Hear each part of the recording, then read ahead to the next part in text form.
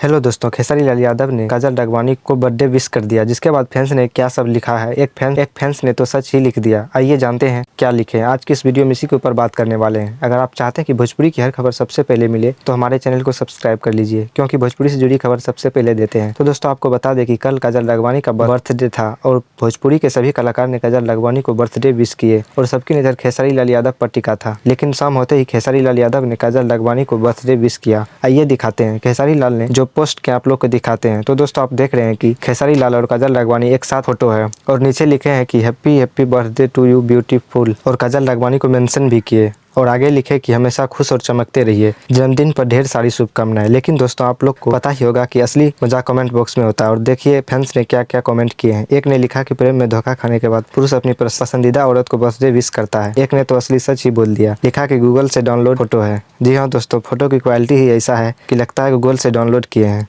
Photo पर आपका क्या कहना है, नीचे कमेंट करिए। तो दोस्तों, ये खेसारी लाल यादव और काजल राघवानी के बर्थडे के बारे में अपडेट था। अगर वीडियो अच्छी लगी हो तो वीडियो को लाइक और चैनल को सब्सक्राइब कर लीजिए। मिलते हैं अगली वीडियो में, तब तक के लिए धन्यवाद।